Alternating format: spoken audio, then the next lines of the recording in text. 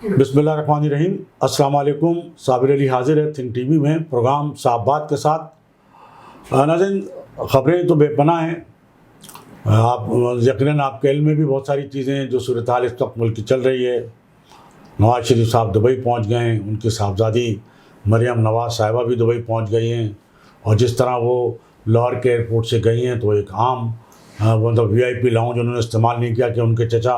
वज़ीर आज़म हैं। इसके बावजूद पंजाब का वज़ीर आला भी ज़ाहिर है, जो भी निगरान वज़ीर आला है वो भी उन्हीं का लगाया हुआ है। तो बहरहाल ये तो एक मरियम नवाज़ साहबा का एक अच्छा जस्टर उन्होंने पेश करने की कोशिश की है, लेकिन बात तो तब है कि वो वाक़तन अवामी बने और अपनी तमाम तर जो मराहतें, सहूलतें और जो उनका रहन सहन है, कम से कम वो भी जो है वो आम लोगों जैसा नहीं तो इतना कर ले कि कम से कम लोग आपको अपने दरमियान देखकर जो है ये ना कहें कि जी आपने तो इतना पैसा कमाया और आपके पास इतनी प्रॉपर्टियाँ और आपके पास इतने मामलात। तो ये इस पे भी हम बात कर लेंगे कि क्या सूरत हाल है लंदन की, दुबई की, कि क्या क्या वहाँ चीज़ें अब होनी है। दूसरा, हमारे पास जो है एक जो सोशल मीडिया पे एक चल रहा है कराची का नोहा। तो कराची का नोहा के उन्वान से बहुत सारी जो कराची के जो मसाइल हैं उनको उठाया गया है, तो उस पर भी हम बात कर लेते हैं। दूसरे, जमात इस्लामी कराची के अमीर और मेयर कराची के जो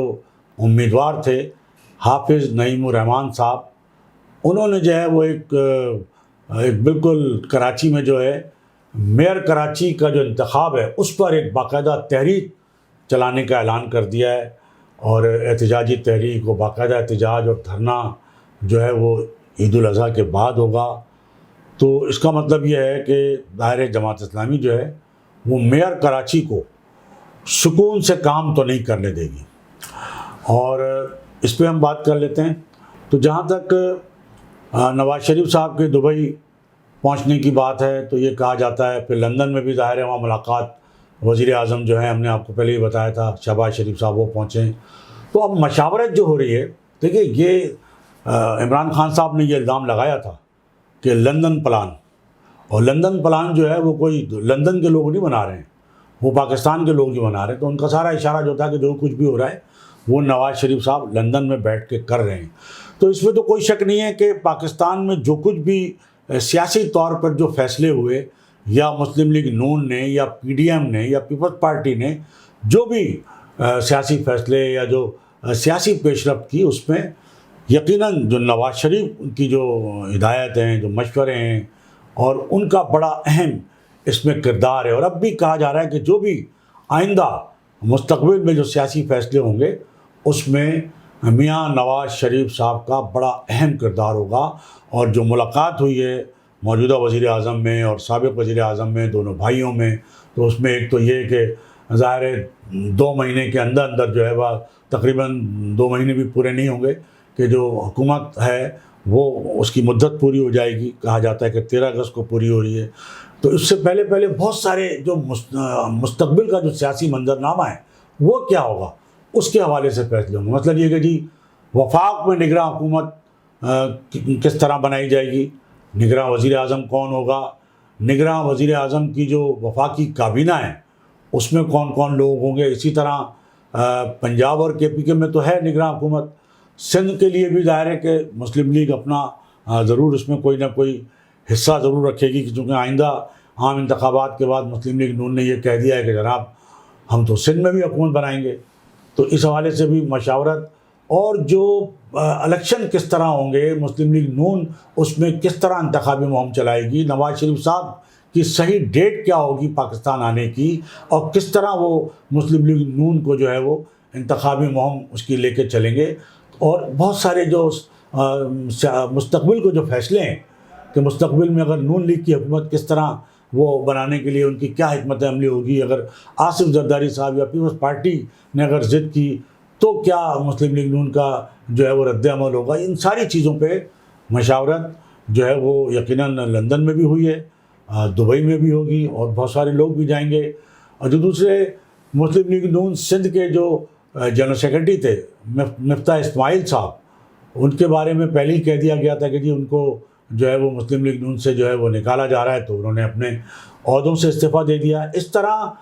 یعنی کراچی سے مسلم لیگ نون کو ایک اچھی شخصیت, ایک صاف ستھری جسے کہنا چاہیے کہ جس پر کوئی کرپشن کا کوئی داغ نہیں ہے, وہ وزیر خزانہ بھی رہے پاکستان کے, اور ظاہر ہے کہ وہ ایک کراچی سے ان کا تعلق تھا اور ایک اچھی ساکھ کے مالک تھے. لیکن معاملہ آ گیا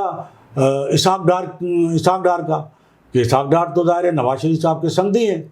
تو ان کو تو ہٹانا ہی تھا. ان کو تو اس پیریڈ کے درمیان کے لیے بھیجا گیا تھا کہ بھی کم از کم جب تک اسحاق ڈار صاحب کی آمد کے تمام تر انتظامات مکمل نہ ہو جائیں جب تک آپ جا کے عہدہ سنبھال لیں. تو انہوں نے چلایا اور سنبھالا اور بہتر کام کرنے کی کوشش بھی کی, اور وہ ایک اچھے معاشیت داں ان کو کہا جاتا ہے. لیکن ظاہر ہے اسحاق ڈار سے تو بڑے نہیں ہیں وہ, اسحاق ڈار سے بھلے ان میں اسحاق ڈار سے زیادہ صلاحیتیں ہوں, لیکن رشتہ داری جو ہے وہ اسحاق ڈار کی بہت قریبی ہے. تو بہرحال مفتاح اسماعیل صاحب نے از خود جو ہے استعفیٰ دے دیا. لیکن مسلم لیگ نون جس کے پاس سندھ میں اور کراچی سے کوئی ایسا معتبر اچھی ساکھ کا مالک, اور خاص طور پر جو جس کا جو ہے بڑی بڑی ایک صلاحیت رکھتا ہو ملک کی معاشی صورتحال کے حوالے سے, ایسا کوئی شخص مسلم لیگ نون کے پاس نہیں تھا. تو یہ اس ٹسل میں اسحاق ڈار اور جو مفتاح اسماعیل کے درمیان جو ایک چپکرش شروع ہوئی, کم از کم اس ٹسل میں, اس چپکرش میں مسلم لیگ نون نے ایک اچھا شخص جو ہے وہ گنوا دیا ہے. ہم نے آپ سے پہلے بھی کہا تھا کہ مسلم لیگ نون جو ہے وہ جتنی دفعہ بھی اقتدار میں آئی, لیکن اس نے کبھی کراچی پر اور سندھ پر, بلکہ پورے سندھ پر بھی کبھی اس انداز میں توجہ نہیں دی جس طرح کہ پنجاب میں توجہ دی گئی. خود نواز شریف صاحب بھی وزیر اعظم بننے کے بعد بھی جو ہے وہ بہت 1-2 گھنٹے کے لیے, 3 گھنٹے کے لیے بمشکل وہ کراچی آتے تھے اور بہت ساری چیزیں. لیکن بہرحال جو کراچی کے لوگوں سے ان کا رابطہ جس طرح رہنا چاہیے, سندھ میں جس طرح ان کو ایک اپنا باقاعدہ کیمپ آفس بنانا چاہیے, بلکہ کراچی میں اپنا کیمپ آفس بنانا چاہیے اگر کراچی میں یا سندھ میں ان کو سیاسی طور پہ جو ہے وہ اپنے اسٹینڈ دکھانی ہے یا لوگوں کو اپنی طرف متوجہ کرنا ہے, تو یہ کرنا پڑے گا. لیکن لگتا نہیں ہے کہ مسلم لیگ نون جو ہے وہ اس طرح کی کوئی چیز کرے, چونکہ اس سے پہلے بھی اس طرح سنجیدگی سے کوئی کام جو ہے وہ سندھ میں سیاسی سرگرمیوں کے حوالے سے وہ مسلم لیگ نون نے نہیں کیا. تو بہرحال ایک اچھا شخص. اب دیکھنا یہ ہے کہ اول تو مسلم لیگ نون کے پاس سندھ میں اور کراچی میں ویسے ہی لوگ نہیں ہیں, تو اب مسلم لیگ نون جو ہے وہ کراچی یا سندھ میں اگر اپنی کوئی سیاست کو ان کو جو ہے وہ بہتر بنانا چاہتی ہے یا سیاسی طور پر مضبوط بنانا چاہتی ہے, تو دیکھنا ہے کہ وہ کن لوگوں کو لے گئے. ان کے پاس ایسے کوئی لوگ سر دست جو ہے وہ نظر نہیں آتے. دوسرے ہم آپ کو یہ بتاتے چلیں کہ MQM پاکستان جو ہے اس نے بھی ایک عوامی رابطہ مہم جو ہے وہ شروع کر دی ہے. بیانات اپنی جگہ, وہ ہر ایشو پہ بیان تو دے رہے ہیں, مذمت تو کر رہے ہیں, لیکن کوئی عملی طور پر اقدام, جیسا کہ ہم نے کہا تھا کہ کم از کم کوئی دھرنا ہونا چاہیے, کوئی احتجاج ہونا چاہیے, کوئی عملی سیاست. تو بہرحال آج خالد مقبول صدیقی صاحب نے افتتاح کیا ہے کوئی اپنا ان کا جو حلقہ انتخاب ہے قومی اسمبلی کا, وہاں ترقیاتی پروگراموں کا, اور اس طرح مصطفیٰ کمال صاحب بھی جو ہے وہ عوامی رابطہ مہم, اور دوسرے جو رہنما ہیں کہ پاکستان کے وہ بھی عوامی رابطہ مہم جو ہے وہ چلائے ہوئے. لیکن انہیں کوئی اتنی پذیرائی ملتی ہوئی نظر نہیں آ رہی, کیونکہ پذیرائی تو دیکھیے جب ملے گی جب آپ لوگوں کے درمیان یا لوگوں کے ریلیف کے لیے کوئی ایسا کام کریں گے جس سے لوگوں کو واقعتاً یہ محسوس ہے کہ ہاں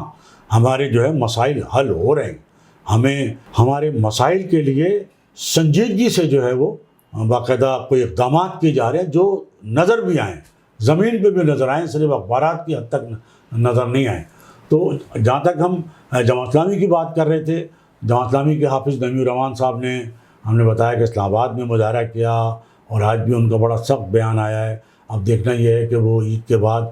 لیکن کچھ بھی ہو, دیکھیے میئر کراچی منتخب ہو گیا ہے. اب جماعت اسلامی اگر آئین اور قانون کے تحت اگر کہیں جانا چاہتی ہے تو اس کے لیے عدالت کھلی ہوئی ہے. پیپلز پارٹی کے لوگ بھی یہی بات کہہ رہے ہیں کہ آپ عدالت چلے جائیں, کیونکہ الیکشن کمیشن کا کام تو ختم ہو گیا ہے. الیکشن کمیشن کے ٹریبونل ہوتا ہے, الیکشن ٹریبونل, وہاں جایا جا سکتا. وہاں آپ کو پتہ ہے 2-2, 4-4, 5-5 سال کیس چلتے ہیں. تو نظر یہی آتا ہے کہ جماعت اسلامی کے جو کیسز ہیں وہ چلتے رہیں گے, جماعت اسلامی کا احتجاج بھی چلتا رہے گا, جماعت اسلامی بڑا ٹف ٹائم دے گی یقیناً پیپلز پارٹی کو. اور میئر کراچی کو میں نہیں سمجھتا کہ کوئی ایسا فیصلہ کوئی آ سکتا ہے عدالت کی طرف سے یا الیکشن کمیشن کی طرف سے کہ جس کی وجہ سے جو ہے وہ جو میئر کراچی جو منتخب ہو چکے ہیں ان کا کوئی اس پہ کوئی نظر ثانی کی جائے، تو ایسی بات نظر نہیں آتی۔ ہم نے کل بھی جو ویڈیو بنائی تو جماعت اسلامی سے متعلق ظاہر ہے جو صحیح ہم تو وہی بات کرتے ہیں جو گراؤنڈ ریئلٹی ہوتی ہے۔ ہم ظاہر ہے کسی جماعت کے کہ کوئی ہم خلاف نہیں ہیں یا ہمارا یا کسی کی حمایت میں نہیں ہیں، لیکن ہمارے ایک جو دیکھنے والے اور سننے والے ایک ناظر ہیں عابد صدیقی صاحب، انہوں نے بہرحال جو ایک کمنٹس کیا ہمارے چینل پر، تو انہوں نے یہی کہا کہ جی جماعت اسلامی کی دشمنی جو ہے وہ چھوڑ دیں، اور جماعت اسلامی جو ہے وہ ظاہر ہے کہ اس کا حق تھا میئرشپ کا۔ تو دیکھیے دشمنی تو ہم نہ تو کسی سے ہے، اور ہماری کیا دشمنی ہوگی، ہم کیوں کریں گے؟ تو ہم نے تو یہ بات یہی کہی کہ اس وقت جو تحریک چلا رہے ہیں، دیکھیے ایک طرف تو اگر جماعت یہ کہتی ہے کہ جناب ان کے 193 ووٹ ہیں، تو ان 193 میں جماعت اسلامی کے 130 ہی ہیں، باقی تو جو پی ٹی آئی کے ووٹ ملا کے 193، لیکن احتجاجی تحریک، دھرنا اور جتنا احتجاج ہے، جتنا شور ہے، وہ جماعت اسلامی تنہا کر رہی ہے۔ تو پی ٹی آئی کہاں ہے؟ ہم تو یہ سوال کر رہے ہیں کہ اگر پی ٹی آئی کے لوگ آپ کو، اور لوگوں نے ووٹ دیے ہیں، پی ٹی آئی کے لوگوں نے آپ کو، ایسا نہیں کہ ووٹ نہیں دیے، تو وہ بھی آپ کے ساتھ نہیں ہیں، تو یا تو جماعت اسلامی اگر کوئی احتجاجی تحریک چلا رہی ہے، کوئی دھرنا دے رہی ہے، تو پی ٹی آئی کے وہ لوگ بھی کہ جنہوں نے جماعت اسلامی کو ووٹ کیا، جماعت اسلامی کے امیدوار کو، وہ بھی ساتھ کھڑے ہونے چاہیے۔ اور اگر وہ سمجھتے ہیں کہ پیپلز پارٹی نے جو ایک جبر کیا، ان کو کہیں قید رکھا یا کوئی اور طریقہ استعمال کیا، تو اب تو سارے معاملات طے ہو چکے ہیں، میئر ڈپٹی میئر کا انتخاب ہو، تو وہ لوگ بھی کہ جو لوگ ووٹ دینے نہیں آئے وہ اب آ سکتے ہیں اگر وہ جماعت اسلامی کے ساتھ ہیں۔ اچھا، پھر جو پی ٹی آئی کی جو قیادت ہے، عمران خان صاحب ہیں اور بھی کئی لوگ ہیں، وہ جو سیکرٹری جنرل بنے یا بڑے اہم ان کو عہدہ دیا گیا جو اس وقت کام کر رہے ہیں، عمر ایوب صاحب، وہ پرویز خٹک صاحب کو بھی نوٹس دے رہے ہیں اور بہت سارے کام کر رہے ہیں، تو وہ بھی نوٹس نہیں لے رہے۔ ہاں، یہ بات ضرور سامنے آئی ہے کہ جو لوگ پی ٹی آئی کے جو یو سی چیئرمین تھے، جنہوں نے ووٹ ڈالنے نہیں آئے، ان کو جو ہے وہ پی ٹی آئی نے پارٹی سے نکال دیا ہے۔ یہ خبر ضرور آئی ہے۔ تو اب پارٹی سے نکالنے کے بعد بھی ان کا کوئی ریئیکشن نہیں آیا، تو اب اگر جو بھی ہے، جیسے کہنا چاہیے کہ بلیک اینڈ وائٹ ہے، جو بھی چیزیں ہیں وہ سامنے آ جانی چاہیے، وہ بھی یو سی چیئرمین سامنے آ جائیں جنہوں نے جماعت اسلامی کو ووٹ کیا، اور کھڑے ہو جائیں کہ جناب ہم کھڑے ہوئے، تاکہ جماعت اسلامی کی تحریک میں جان تو پڑے نا۔ ہم نے تو یہی کہا کہ تنا ہے جماعت اسلامی، تو اس سے ایسا لگتا ہے کہ پی ٹی آئی نہیں ہے ان کے ساتھ، کیونکہ ان کے ساتھ ہے ہی نہیں پریکٹیکلی طور پہ، نہ پی ٹی آئی کو کوئی قیادت ان کے حق میں کو بیان دے رہی ہے۔ تو یہ ہم اپنے جو عابد صدیقی صاحب ہیں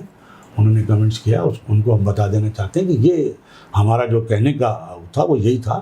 کوئی اور ایسی کوئی بات نہیں ہے۔ اسی طرح جو ایم کیو ایم پاکستان کے معاملے میں بھی، چونکہ عوام میں جو ایک تاثر پایا جاتا ہے، کیونکہ آپ عوام کے لیے کچھ پریکٹیکلی کچھ کر نہیں رہے حکومت میں ہوتے ہوئے بھی،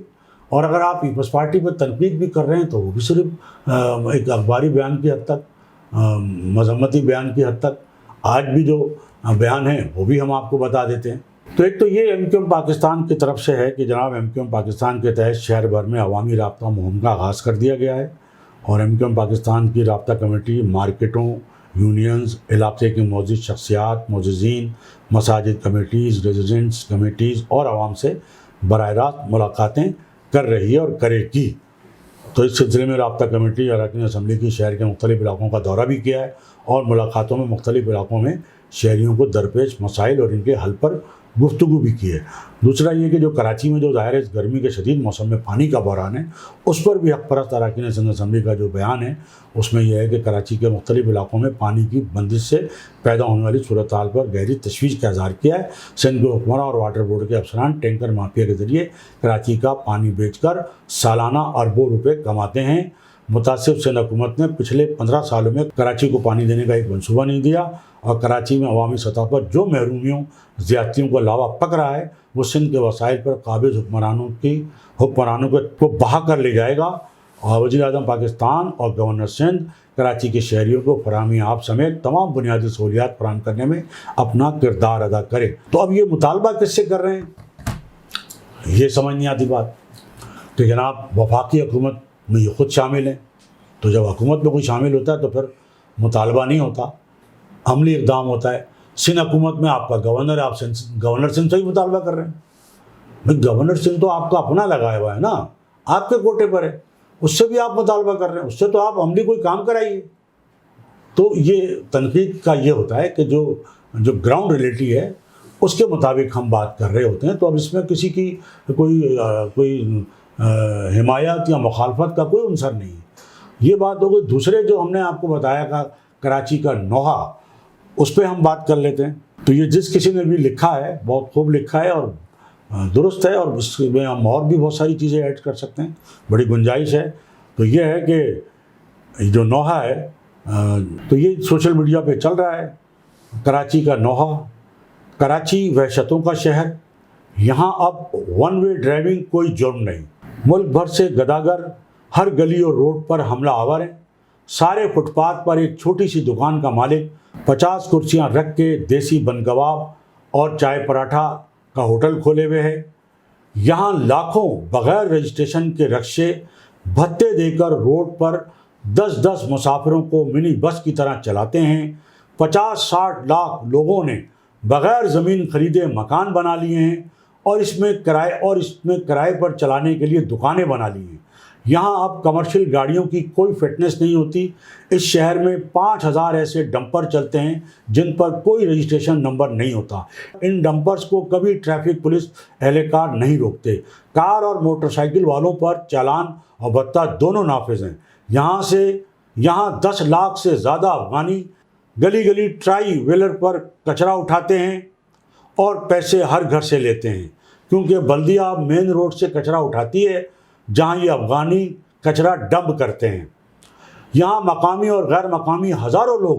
اسلحہ لے کر عورتوں اور مردوں سے موبائل فون اور نقدی چھینتے ہیں، کبھی پکڑے جائیں تو جلد ضمانت پر واپس آ کر پھر لوٹتے ہیں۔ یہاں ہر روڈ پر مغرب سے پہلے موبائل آتی ہیں اور ہر ٹھیلے والے سے روزانہ ایک طے شدہ رقم وصول کرتی ہیں اور اس کے عوض انہیں آدھا روڈ کور کر کے ٹھیلا لگانے کی اجازت ہوتی ہے۔ آپ کو غیر قانونی روڈ کٹنگ کروانی ہو، پانی کا ناجائز کنیکشن چاہیے تو آپ ایسے لوگوں سے آسانی سے کروا سکتے ہیں جو مختلف محکموں کی اجازت کے بغیر یہ کام کرتے ہیں۔ اگر آپ نے مکان کی تعمیر شروع کی ہے تو علاقے کی موبائل اتنی جلدی آپ کے پلاٹ پر آتی ہے کہ آپ کی تعمیر سے گلی میں گاڑیوں کو گزرنے میں تکلیف ہوگی، لہذا آپ ان کا خیال رکھیں، وہ آپ کو تنگ نہیں کریں گے۔ یہاں تک کہا جاتا ہے کہ اس نوحے کے حوالے سے کہاں تک سنو گے، کہاں تک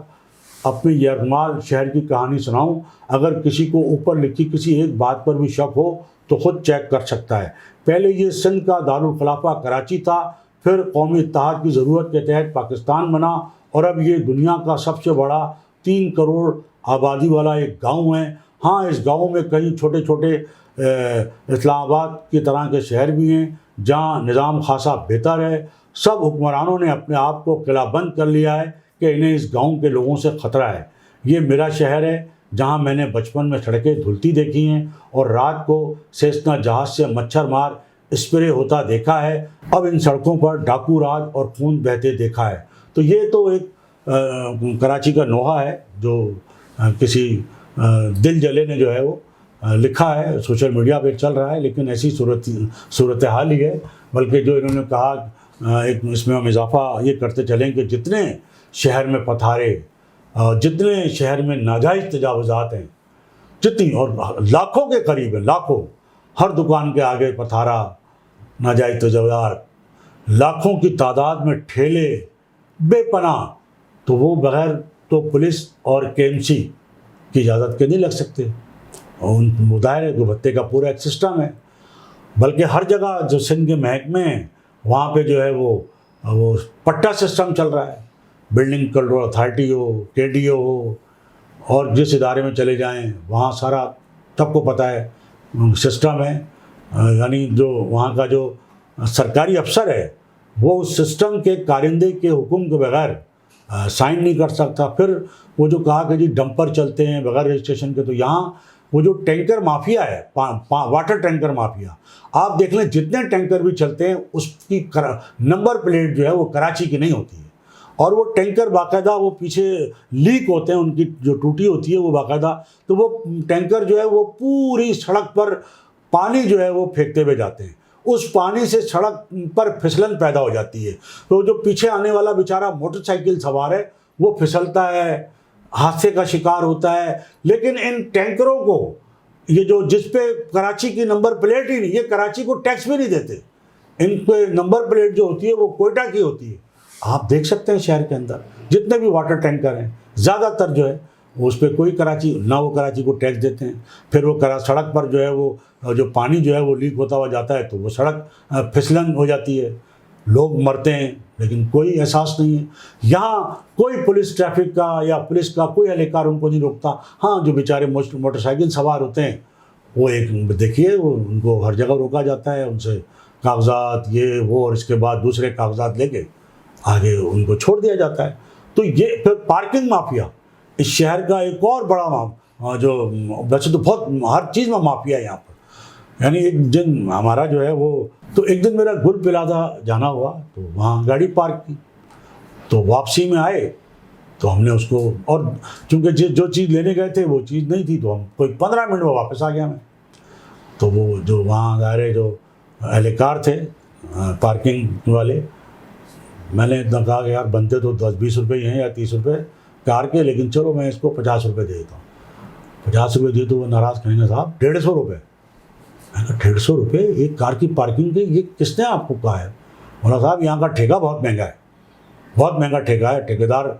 کا یہ کہنا ہے کہ 150 سے کم تو ہے ہی نہیں یہاں پہ۔ میں کہا بھائی کون سا ٹھیکیدار ہے؟ آپ یہ کے ایم سی کی پارکنگ ہے؟ بولا یہ ڈی ایم سی ساؤتھ کی پارکنگ ہے۔ تو میں نے کہا پرچی ورچی دے دو مجھے آپ۔ میں نے پرچی کوئی نہیں۔ تو یہ میں صرف ایک جگہ کی بات کر رہا ہوں، ڈسٹرکٹ ساؤتھ کی، ڈی ایم سی ساؤتھ کی وہ پارکنگ، ایک کار کے 150 روپے۔ اندازہ آپ کریں یہاں شہر میں آپ کو کتنی جگہ دن میں جو ہے جانا ہوتا ہوگا، کتنی جگہ پارک کرنی ہوتی گاڑیاں، اور ابھی آپ گاڑی پارک ہی کر رہے ہوں گے کہ دوڑتا ہوا آئے گا وہ پارکنگ والا جو ہے، وہ فوراً آپ کو جو ہے وہ کہ بھائی پیسے آپ بعد میں لیے گا جب ہم گاڑی نہیں، پہلے جی پیسے دے جائیں آپ، پھر ہمیں نہیں پتہ کیا ہے کیا نہیں ہے۔ تو چاہے آدھے گھنٹے گاڑی کھڑی کریں، 10 منٹ گاڑی کھڑی، آپ کو پیسے وہی دینے، لیکن گل پلازہ میں 150 روپے، باقی جگہ شاید اتنے نہیں ہیں۔ تو یہ ساری کوئی پوچھنے والا نہیں ہے، کوئی قانون نہیں ہے، کوئی مطلب قواعد ضوابط کچھ نہیں ہے۔ تو ہر شخص یہاں پہ، اور وہ پارکنگ والے نے یہ بتایا، کہیں گے صاحب ہم تو غریب وہ ہیں، خالی ملازمت پہ ہم یہاں وہ کر رہے ہیں، ٹھیکیدار جو ہے وہ ہے اصل تو یہاں جو ٹھیکہ لیا ہوا ہے باقاعدہ ان لوگوں نے جن کا کراچی، جن کو ہم غیر مقامی کہتے ہیں، انہوں نے یہاں کے کراچی آ کے بڑے بڑے ٹھیکے لیے ہوئے ہیں جو اس شہر کے لوگوں کو تصور بھی نہیں کر سکتے وہ لوگ، لیکن اس شہر کے لوگوں سے بدماشی کے نام پر، اصلے کے طور پر، سرکاری بھی کہ جی ہمارے پاس ٹھیکہ ہے اور سرکاری اتھارٹی ہے، تو غیر سرکاری بھی سرکاری بھی کام سارے وہی لوگ کر رہے ہیں، اور ان کی ملازمت بیچارہ اس شہر کا جو ہے وہ چھوٹا موٹا جو بھی ہے وہ بھی اکا دکا کہیں۔ تو سر تو ناظرین یہ ہے کراچی کا نوحہ، اور بے شمار چیزیں ہیں، لیکن کراچی کا کوئی پرسان حال ہی نہیں ہے، کراچی کا کوئی والی وارث ہی نہیں ہے۔ تو کیا کیا جائے؟ کس سے شکایت کی جائے؟ کسے وکیل کریں اور کس سے انصاف مانگیں اور کس سے شکایت کریں؟ تو یہ صورتحال ہے۔ اور ناظرین آخر میں ہم آپ کو ایک دلچسپ اتفاق جو ہے وہ بتاتے چلیں۔ جسٹس قاضی فائد عیسیٰ، جن کو پاکستان کا نیا چیف جسٹس، پاکستان کا اگلا آنے والے جو چیف جسٹس ہیں وہ مقرر کر دیا گیا ہے، اس کے لیے نوٹیفکیشن جاری ہو گیا ہے، اور کہا یہ جاتا ہے کہ وہ اپنے عہدے کا حلف جو ہے وہ 17 ستمبر 2023 کو اٹھائیں گے۔ اس میں دلچسپ اتفاق یہ بتایا جا رہا ہے کہ اگر 17 ستمبر کو وہ اپنے عہدے کے حلف کی جو ان کی تاریخ ہے، تو یہ 17 ستمبر جو ہے سندھ کے شہری علاقوں کے ایک مقبول ترین لیڈر، بانی و قائد MKM الطاف حسین کا یوم پیدائش بھی ہے۔ اور آپ کو اگر بالکل یاد ہوگا، آپ جانتے ہیں کہ جب تک الطاف حسین صاحب یہاں تھے اور لندن جانے کے بعد بھی، اور 22 اگست 2016 کے واقعے سے پہلے تک کراچی میں اور سندھ کے شہری علاقوں میں جو قائد متحدہ کی جو سالگرہ ہوتی تھی وہ بڑے دھوم دھام سے ہمیشہ برسوں منائی جاتی رہی ہے، اور پورے شہر میں جو ہے وہ اہم مقامات پر چراغاں، کیک کٹنگ اور یہ ساری چیزیں. تو یہ ایک کہا جا رہا ہے کہ بڑا عجیب اتفاق ہوگا کہ جس دن 17 ستمبر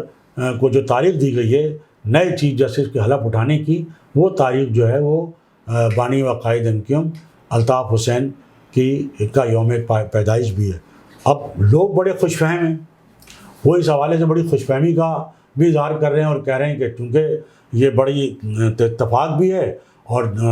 قاضی عیسیٰ صاحب آ جائیں گے چیف جسٹس بن کے، تو ممکن ہے کہ وہ ایسا انصاف کریں گے کہ وہ سب کو انصاف دیں گے. تو ہو سکتا ہے کہ وہ الطاف حسین صاحب کو بھی کوئی انصاف مل جائے، اور جو پرانی لاہور کے ہائی کورٹ نے جو فیصلے کی، لاہور ہائی کورٹ نے جو فیصلہ کیا تھا، ممکن ہے اس کے خلاف وہ کوئی فیصلہ کر دیں یا ان کو بہرحال کوئی. تو یہ ایک لوگ اس خوشخبری کا بھی انتظار کر رہے ہیں کہ انہیں یہ ایک دوہری خوشی مل سکتی ہے. اب لوگوں کی خوش فہمی ہے یا کوئی اور بات ہے، یہ تو ظاہر ہے کہ آنے والا وقت بتائے گا. تو ناظرین، یہ ہماری آج کی گفتگو، اور اس سے پہلے کہ میں آپ سے اجازت دوں، میری آپ سے یہی گزارش ہوگی کہ آپ think T V HD channel کو سبسکرائب کر لیں، اپنے دوستوں میں شیئر کریں اور لائک کریں. اس کے ساتھ ہی آج کی اس نشست سے صابر علی کو اجازت. اللہ حافظ. تھنک ٹی وی HD کو سبسکرائب ضرور کر لیں اور بیل آئیکن کا بٹن دبائیں تاکہ ہماری نئی آنے والی ویڈیوز پر وقت آپ تک پہنچ سکیں. شکریہ.